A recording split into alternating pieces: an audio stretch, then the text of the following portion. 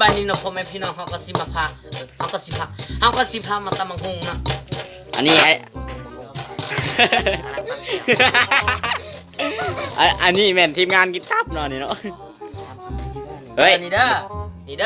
แนมได้แนมตัวกูได้ ตำหุ่งนี่ใส่ยังไงเอา ปลาแดกเกลือเป็นเกลือบ่ใส่ก็ได้ใส่แต่ปลาแดกเกลือปลาแดกเป็นนัวน้ำตาลเผ็ด ใส่โขกหรอวะ ใส่จานกินใส่โขก กูได้นะซ่องรายการอย่างนี้รายการอย่างนี้ไม่ใช่แหละ หัวหน้า อัน นี่ นี้ แม่ เป็นผู้บริการเนาะ หัวหน้าซ่องกูเลยเห็นทุกอย่างนั่งก้อยเขียวๆเฉย เห็ดใด ๆใช่ นี่เห็ดถ่ายดิมันถ่ายดิ อ๋อแกจับกล้องให้ บักก้าเดี๋ยวมันถ่าย นะมันนอนอยู่เงื่อนอยู่นั่งเกม โมนะมันไปเห็ดธุรกิจพันล้าน ไม่ได้ถ่ายทั้งคู่นะช่วยก่อนกูจะไปหาของมาตักย่อยอ่ะตีพอดเหมือนเด้อครับบ่มีประแดกเขาก็ใส่ เขาจ่ายบ่น้ำปลานะเขาจ่ายบ่ นี่ก่อนลืมเลยยังนี่บอกดู น้ำปลาหอมไหมเนาะ น้ำเค็ม What คู่ตามมันแบบว่าโอ้ยน้ำแตก นี่ลามุกชิมหาย ทำแล้วเลยเด้อพี่น้อง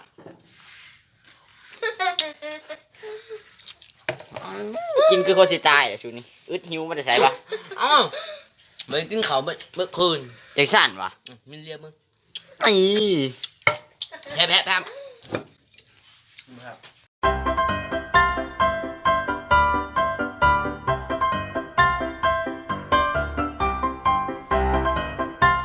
มาเด้อพ่อแม่พี่น้องตำหง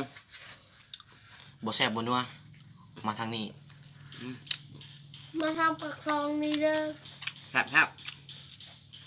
มึงหนึ่งเท่าบ่มีเขาเนาะก็เลยเอาเขาจีมั้งเฮาแบบไฮโซนะ 2 คนนี่โบแมนบักกินตับเด้อบักกินตับมันสิหล่อกว่านี้เดี๋ยวเขาหูว่าคนหล่ออยู่แถวนี้ อย่าเชื่อ คอนหนออยู่ มีเอฟเฟกต์ให้อีกได้นี่โย เอาบอกพี่น้อง มันอยู่แถวนี้เด้อ มันเดินมาเด้อ อันนี้ลูกบัวไล่วะนี่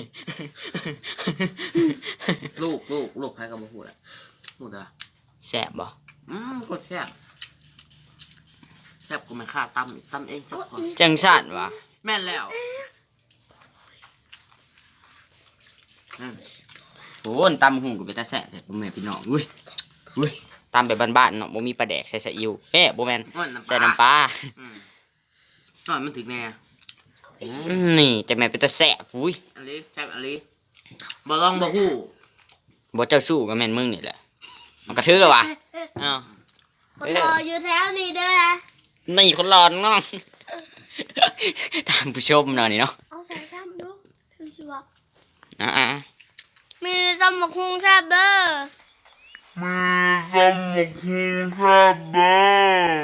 เย้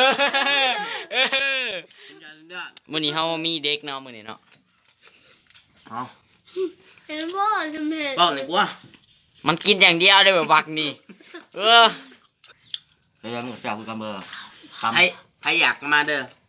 ซื้อห่านกินตับ จังสันวะ แม่นแล้ว อยู่เท่าได้เฮาบ่บอก คนหล่อๆดอกบักกินตับนะคนหล่อๆดอก2 คนนี่บ่แม่นเด้อหากบักกินตับหล่อกว่านี้หลายเท่าถ้าบ่ขี้โม้ อันนี้มันทีมงานกินตับ คอยจ้างเจ้าคนละเท่าใดนี่